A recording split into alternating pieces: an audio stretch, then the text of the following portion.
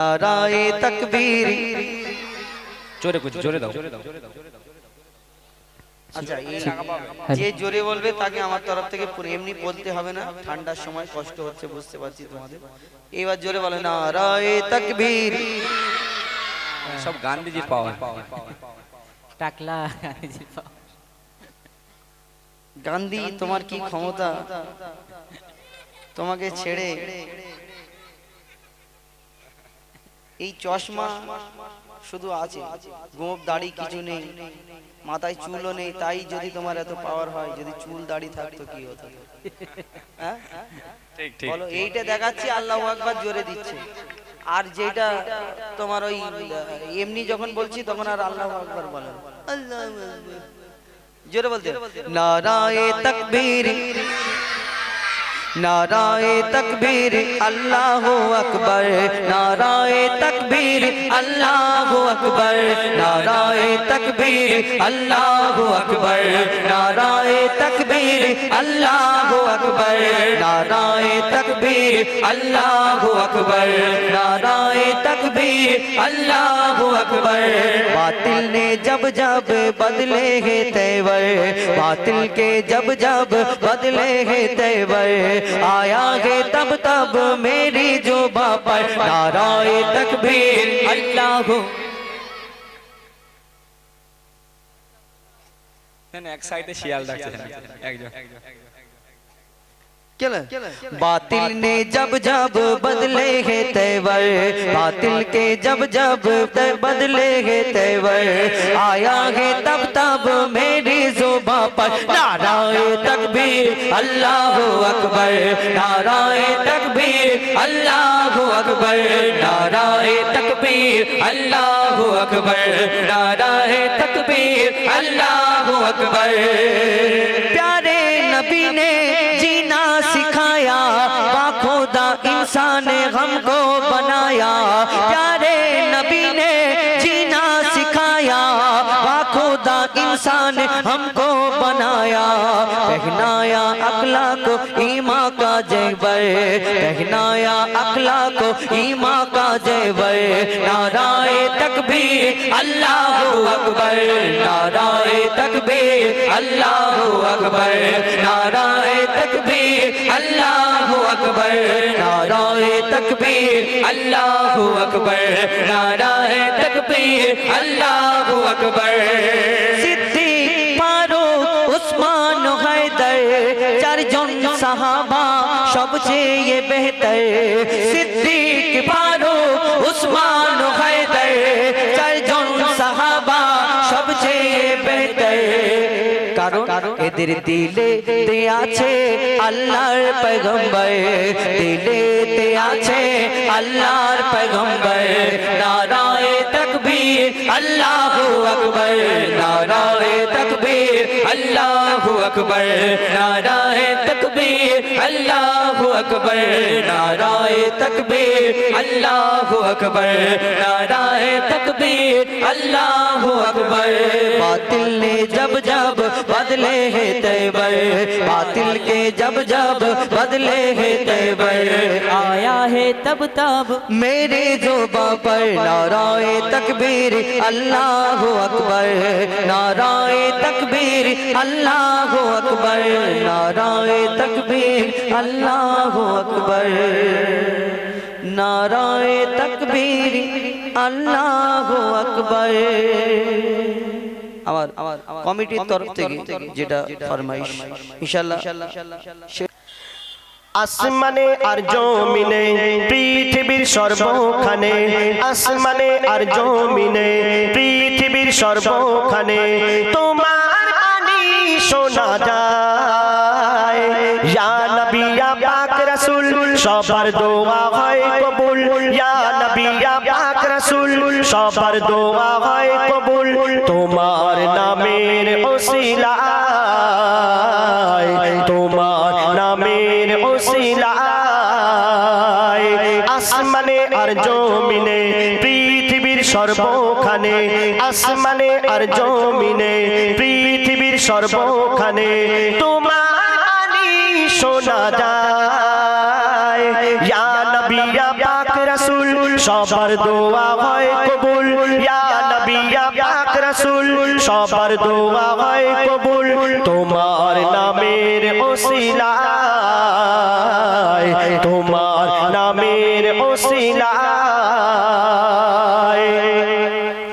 বারে বারে সকলের বলছে কোরআন ত্রিভুবনে নেই কেউ নবীজির সমান নবীজির নাম শুনে তাজা হয় প্রাণ নবীজির হাসি যেন বেহেশতের বাগান বলে কাননের ফুল নবীজির কদম ফুল বলে কাননের ফুল নবীজির কদম ফুল চুমিলে কপাল ফিরে যায় ইয়া নবী ইয়া পাক রাসূল সবার দোয়া হয় কবুল ইয়া নবী ইয়া পাক রাসূল সবার দোয়া হয় কবুল তোমার নামের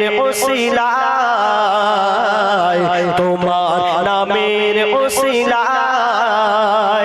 আসমানে আর জমিনে পৃথিবীর সর্বখানে আসমানে আর জমিনে পৃথিবীর সর্বখানে তোমার বাণী শোনা যায় ইয়া নবী ইয়া পাক রাসূল সবার দোয়া হয় কবুল ইয়া নবী ইয়া পাক রাসূল সবার দোয়া হয় কবুল তোমার নামের ওসিলায় তোমার নামের ওসিলায়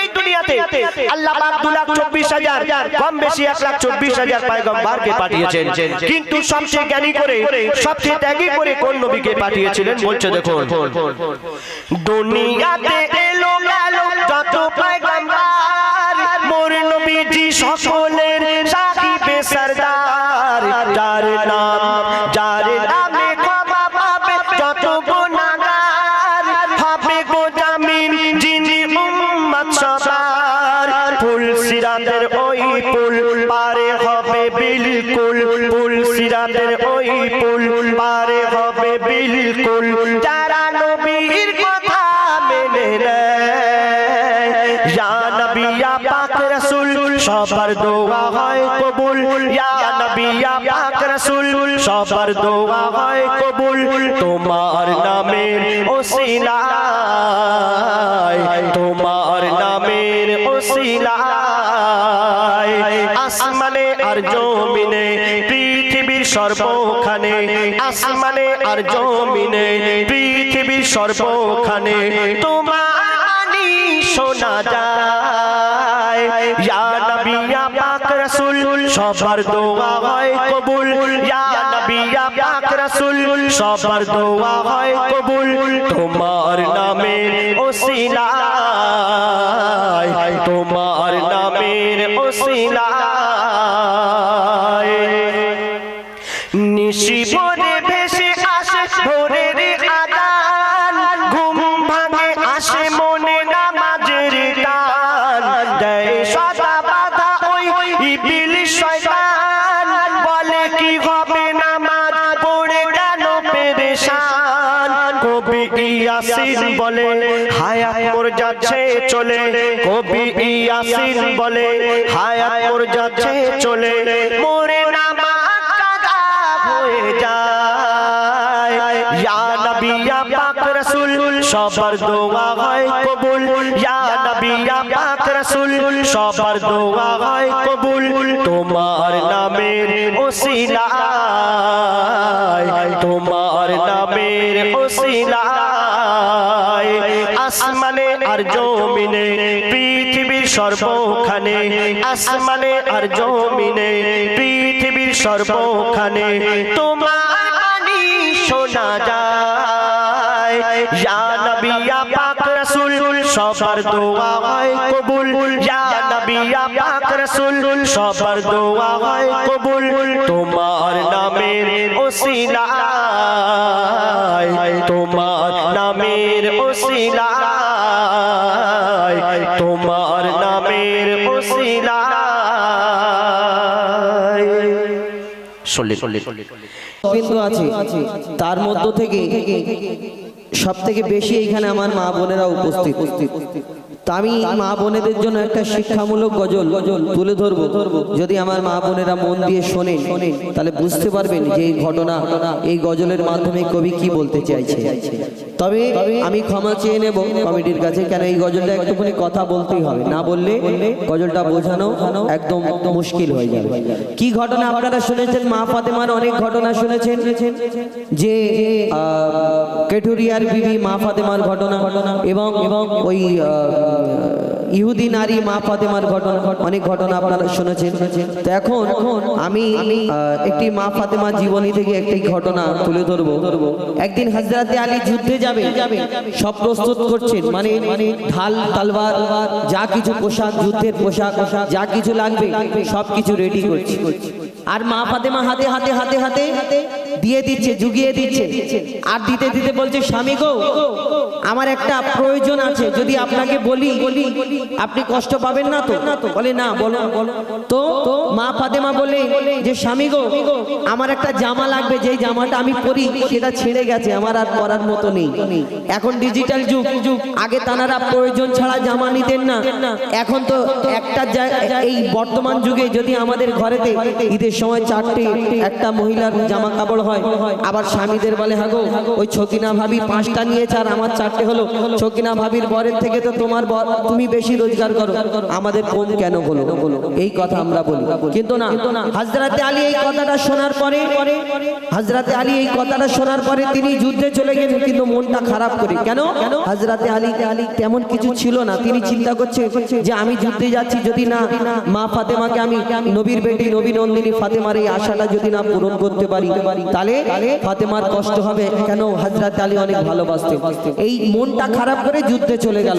আর এই ঘটনাটা ইমাম হাসান ইমাম হুসাইন দেখা পেল এবং ছুটে ছুটে নানার কাছে দৌড়ে চলে গেল, ইয়া রাসূলুল্লাহ, ইয়া হাবিবাল্লাহ, আমার আব্বা আজকে যুদ্ধে গেল, কিন্তু এই যুদ্ধে যাওয়ার সময় মনটা খারাপ করে আমার মা এই কথা বলেছে। এই কথাটা শোনার পরে কি ঘটনা হয়? আমার দয়ার নবী হাও হাও করে কাঁদে। কি ঘটনা ঘটে কবি ছন্দের মাধ্যমে লিখছে, দেখো। স্বামীর মনে মা বোনেরা ব্যথা দিও না, আমার নবীর ঘোষণা ঘটনা শোনো মা ফাতেমা। ওকে বলো আমি হার্টের রোগী, বলো না, স্টক করলে দোষ হয়ে যাবে। আরে কম প্রেশারটা বলো না। মনিটর বাড়ি দাও। স্বামীর মনে মা বোনেরা ব্যথা দিও না, আমার নবীর ঘোষণা ঘটনা শোনো মা ফাতেমা, ঘটনা শোনো মা ফাতেমা। স্বামীর মনে মা বোনেরা ব্যথা দিও না, আমার নবীর ঘোষণা ঘটনা শোনো মা ফাতেমা, ঘটনা শোনো মা ফাতেমা। কি ঘটনা শুরু হয় কবি ছন্দের মাধ্যমে লিখছে, দেখো। যুদ্ধ করতে যাবে আলী, হাতে নিল তলোয়ার, যুদ্ধ করতে যাবে আলী, হাতে নিল তলোয়ার। মা ফাতেমা স্বামীর কাছে করলো এমন আবদার, মা ফাতেমা স্বামীর কাছে করলো এমন আবদার। যুদ্ধ থেকে ফেরার পথে আসবে যখন ঘরে, একটি নতুন কাপড় কিনে আনবে আমার তরে, একটি নতুন কাপড় কিনে আনবে আমার তরে, একটি নতুন কাপড় কিনে আনবে আমার তরে। এই কথা শুনে হযরত আলী বড়ই দুঃখ পায়, এই কথা শুনে হযরত আলী বড়ই দুঃখ পায়। যদি আমি শহীদ হয়ে যাই, কে আনবে বলো কাপড় তোমার, কে আনবে বলো কাপড় তোমার। স্বামীর মনে মা বোনেরা ব্যথা দিও না, আমার নবীর ঘোষণা ঘটনা শোনো মা ফাতেমা, ঘটনা শোনো মা ফাতেমা। হযরত আলী তিনি যুদ্ধে চলে গেলেন। ইমাম হাসান ইমাম হুসাইন আমার দয়ার নবীর কাছে পৌঁছে গেল। আর আমার দয়ার নবী জিজ্ঞেস করে যে তোমার আব্বা তোমার আম্মা কি করছিল, ওই কথা জিজ্ঞেস করার পরে ইমাম হাসান ইমাম হুসাইন বলে নানা জান আজকে আমার আব্বা যুদ্ধে গিয়েছে, কিন্তু এই ঘটনা ঘটেছে, আমার আব্বা মনটা খারাপ করে যুদ্ধে চলে গেল। এই কথা শোনার পরে দয়ার নবীর চোখ থেকে পানি ঝরে।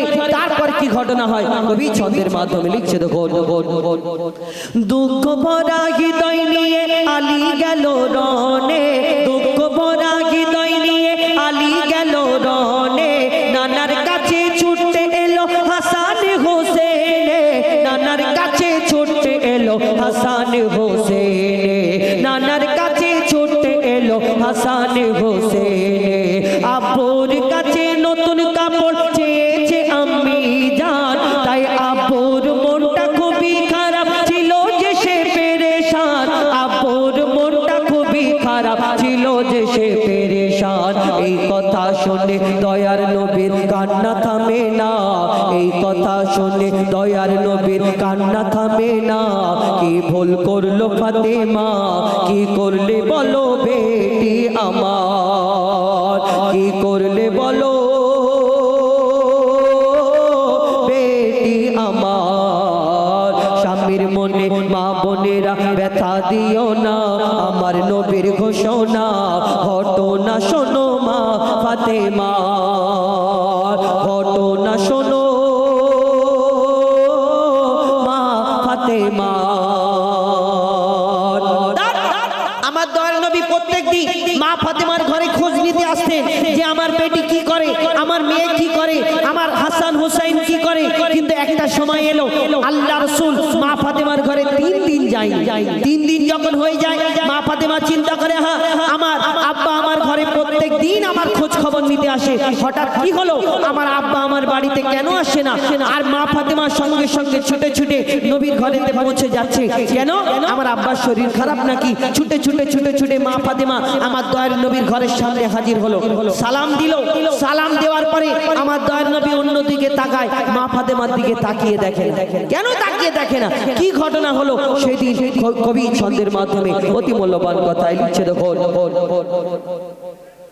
যার মুখ না দেখে ঘুমাতো না দয়ার নবীজি আমার, যার মুখ না দেখে ঘুমাতো না দয়ার নবীজি আমার, রাতের পরে রাত কেটে যায় মুখ দেখে না ফাতেমার, রাতের পরে রাত কেটে যায় মুখ দেখে না ফাতেমার, যার মুখ না দেখে ঘুমাতো না দয়ার নবীজি আমার, রাতের পরে রাত কেটে যায় মুখ দেখে না ফাতেমার, রাতের পরে রাত কেটে যায় মুখ দেখে না ফাতেমার, রাতের পরে রাত কেটে যায় মুখ দেখে না ফাতেমার, রাতের পরে রাত কেটে যায় মুখ দেখে না ফাতেমার।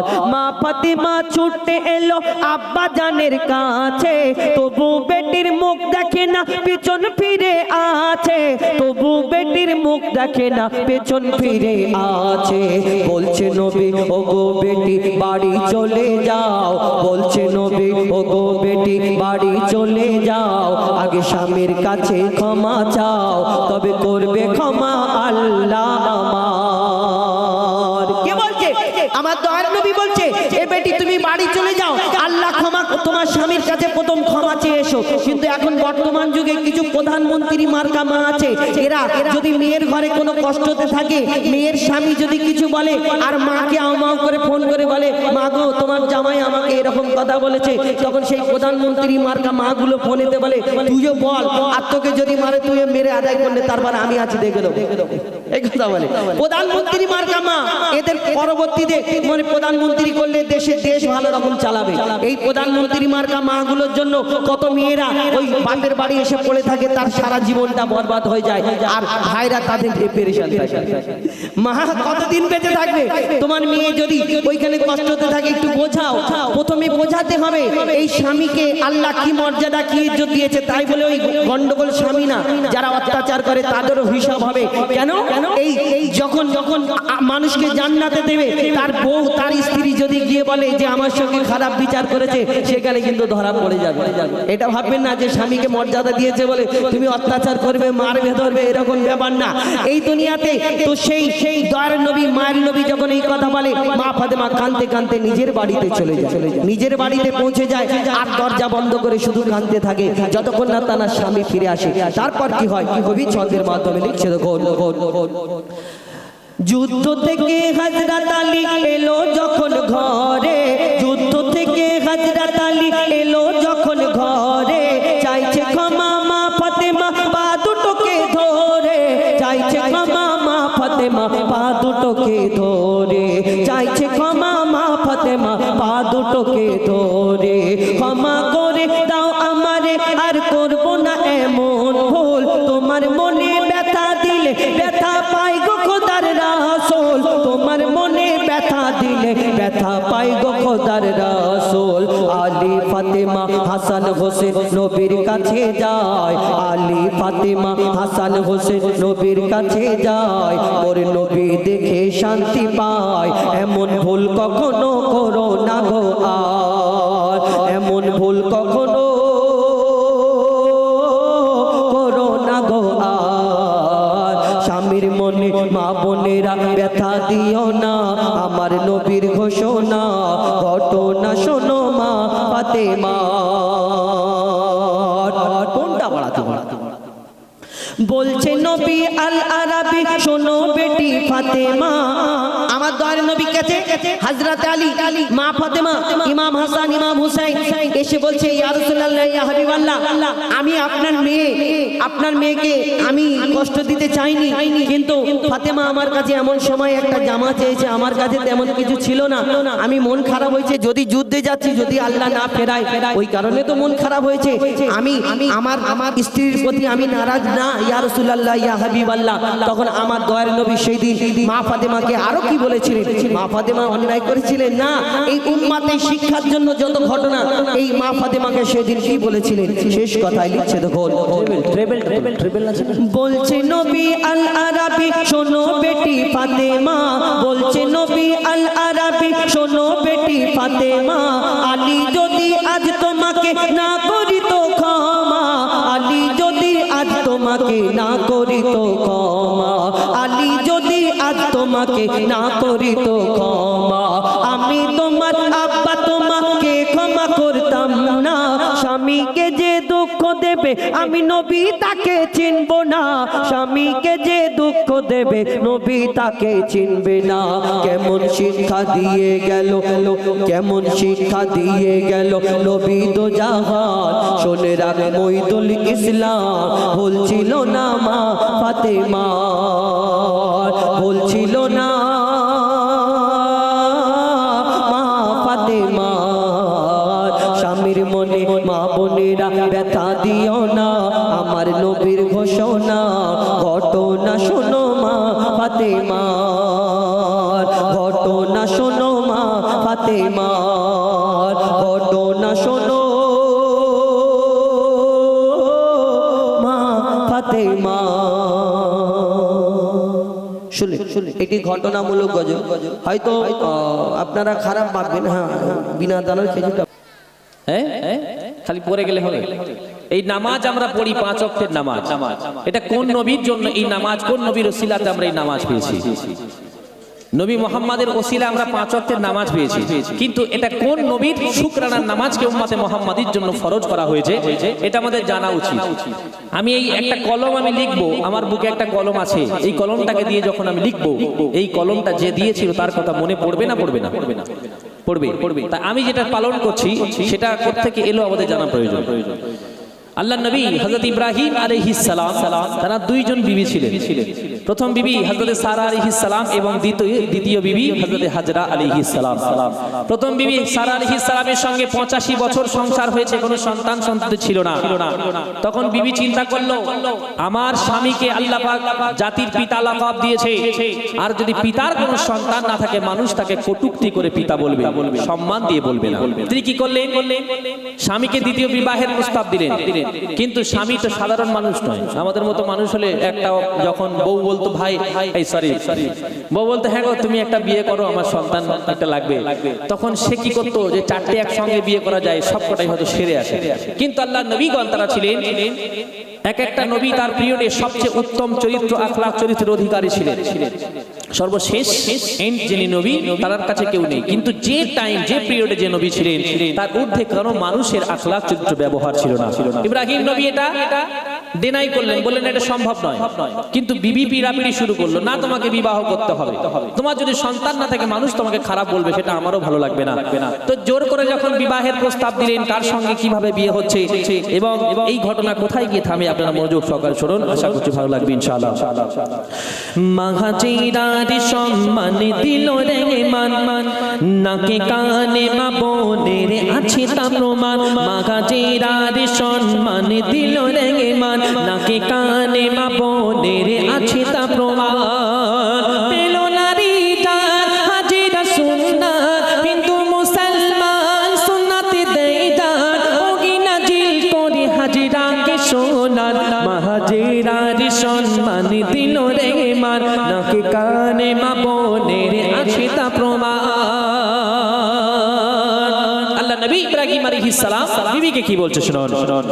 ও বিবি সারা করিব না বিয়ে, আপন ভালোবাসা দিও না বিলিয়ে। তখন আম্মা জান সারা বলছে এখানেই শেষ হোক এটা আমি চাই না, জাতির পিতার কেন সন্তান হবে না। খাবো না ভাত পানি কসম আল্লাহ, যদি না করো বিয়ে বোন হাজেরা, দিতে রাজি আছি আমি আমার জান। মাহাজেরার সম্মান দিল রে মান, নাকি কানে মা বোনের আছে তা প্রমাণ। আচ্ছা বউ যদি রিকোয়েস্ট করে তার সঙ্গে যদি আবার প্রেসারাইজ করে তো কি করবে? প্রথম তো রিকোয়েস্ট করলো যে আপনাকে বিয়ে করতে হবে, আমার একটা সন্তান দরকার। প্রতিটা নারীর মা হওয়ার স্বপ্ন থাকে, তাই না? এখন এই স্বপ্ন যখন দীর্ঘায়িত হতে হতে যখন 85 বছর বয়স হয়ে যায়, এই স্বপ্ন আর কিছু মজবুরি থাকে, তখন চাওয়া পাওয়াটা অনেক সুউচ্চ সুমহান হয়ে যায়। তো বিবি বিয়ে করার যখন প্রস্তাব দিলেন, যখন তাতে রাজি হলো না, এবার প্রেসার দিচ্ছে তোমাকে বিয়ে করতে হবে, নইলে আমি এটা করবো সেটা করবো, ভাত খাবো না, এখান থেকে চলে যাবো, এক্সেট্রা এক্সেট্রা ব্যাপার থাকে। তো যখন আল্লাহ নবী দেখলো কোনো কিছুতে লাভ হচ্ছে না, তখন তিনি প্রস্তাবকে মেনে নিয়ে বিয়ে করার জন্য সম্মতি দিচ্ছেন। কি হচ্ছে কবেই দিচ্ছেন শুনুন। দিয়েছ যা কসম ও বিবি সারা, করিতে বাধ্য আমি বিয়ে হাজেরা। আর মিলে মিশে থাকবো আমরা দুবনে, অভাব কিছু মনে রাখবো না মনে। আচ্ছা বলেন তো এটা মেনে নেওয়া সম্ভব? দুটো বউ থাকবে, একটা স্বামী দুটো বউ একটা বাড়িতে থাকবে বা পাশাপাশি বাড়ি থাকবে, কোনো ঝামেলা হবে না। আপনারা বলেন হবে না? হবে না? কেউ কিছু বলে না, কি বলি বলেন? কেউ কিছুই বলে না, একটু মাথা নিলে তো সম্মতি দেবে যে হ্যাঁ হবে কি হ্যাঁ কি না। এই ফেরেশতা যদি আল্লাহ যদি ফারিস্তা নামিয়ে দেয় যে এই যুদ্ধ তোমরা আটকে দাও, এরাও পারবে বলে মনে হয়। এই ঝামেলা হবেই। তো নবীর ঘরে হয়েছে, আমাদের ঘর তো সাধারণ ঘর। কবি লিখছেন শুনুন। দিয়েছো যা কসম ও বিবি সারা, করিতে বাধ্য আমি বিয়ে হাজেরা। আর মিলে মিশে থাকবো আমরা দুবনে, অভাব কিছু মনে রাখবো না মনে। মেটাতে পারবো না আমি যে ঋণ, রেখেছো মান বিয়ে করে ইব্রাহিম। দোয়া করি খোদা সন্তান দিও দান, মাহাজেরার সম্মান দিল রে মান, নাকে কানে মা বোনের আছে তা প্রমাণ। বিয়ের পরে প্রথম বিবি দোয়া করছে আল্লাহ তুমি সন্তান দান করো, যে সন্তানের আশায় এত তামঝাম হলো এই সন্তান তুমি দান করো। তো যখন ইসমাইল আলাইহিস সালাম যখন দুনিয়ার জমিনে আসলেন, তখন কি ঘটনা ঘটছে কবি লিখছেন শুনুন। খোদারি অশেষ কৃপা এলো জাবিগুল্লাহ, খুশিতে মাতোয়ারা পিতা খলিলুল্লাহ। খোদারি অশেষ কৃপা এলো জাবিগুল্লাহ, খুশিতে মাতোয়ারা পিতা খলিলুল্লাহ। আর দিনের প্রচারে নবী সারা দিন ঘোরে, বাড়ি ফিরিয়া নবী হাজিরার দৌড়ে। পিতার ভালোবাসা দিয়েছে অশেষ,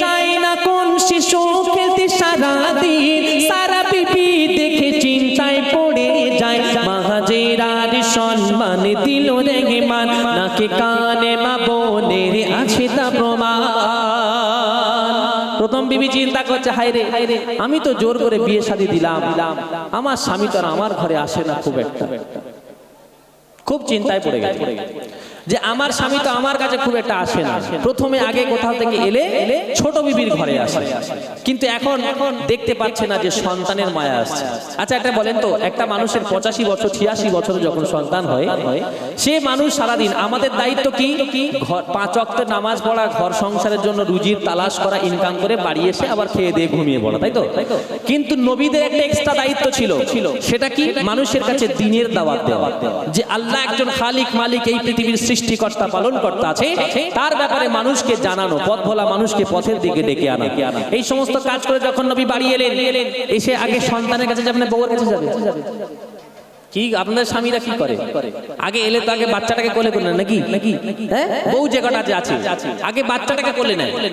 তো নবী যখন এই কাজ করলেন, তখন প্রথম বিবি চিন্তা করছে, আমার ঘরে তো স্বামী খুব একটা আসে না, খুব টেনশনে পড়ে গেল। এই টেনশনটাকে মনের মধ্যে লালন পালন করতে করতে কি ভয়ঙ্কর রূপ ধারণ করলো কবি লিখছেন, শুনুন। অধিকারে সীমা তুমি করেছ লঙ্ঘন, এরই বিনিময়ে আছে বহু বন্ধন। বড় বাবু ছোট বোনকে বলছে, অর্থাৎ দুই যায় কথা, কি বলে ওটাকে, যায় না, দুই সতীনে কথা হচ্ছে যে তুমি আমার অধিকার হরণ করেছো, তুমি আমার যে অধিকার ছিল সেটা তুমি হরণ করেছো, তার জন্য তোমাকে শাস্তি পেতে হবে।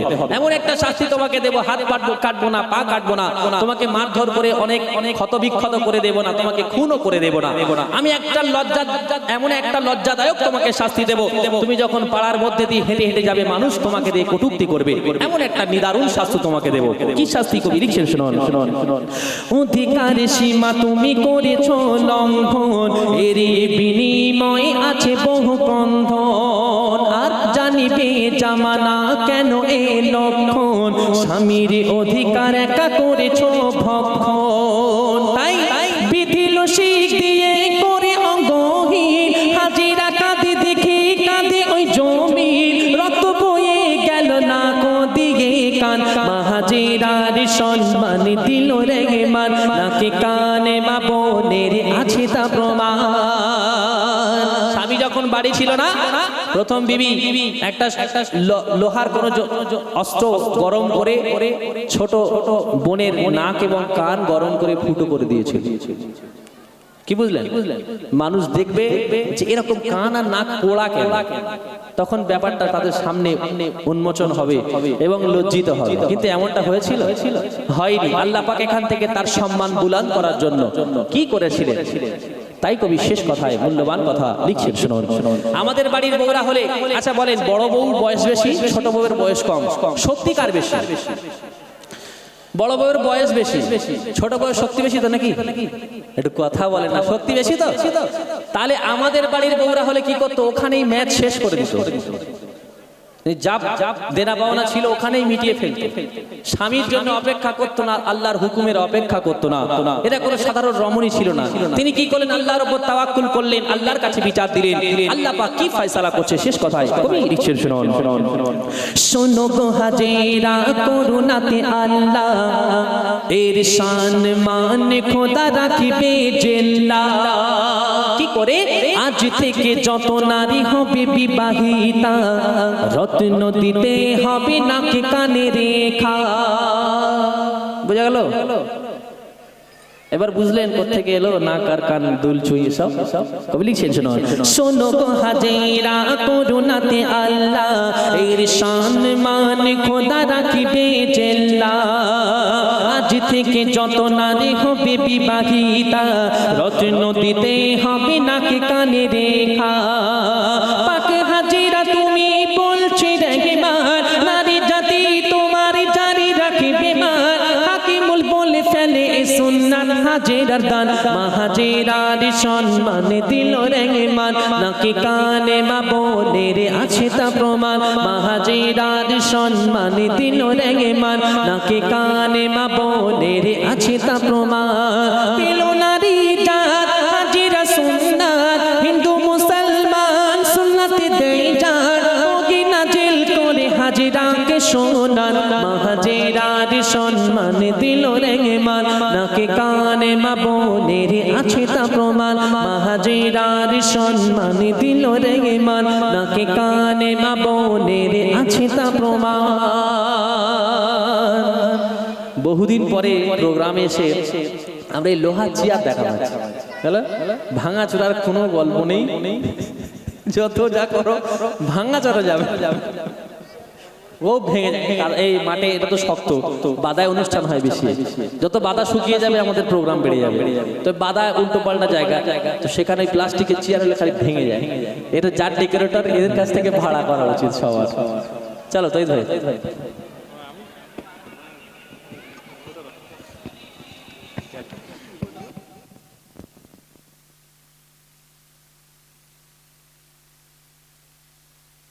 Hello check, hello hello. আপনাদের অনেক ঘুম পাচ্ছে নাকি? সব তো ঘুমিয়ে গেছে মনে হচ্ছে। সব ঠিক জেগে আছো, ঠিকঠাক আছো তো নাকি? না অনুষ্ঠান শেষ?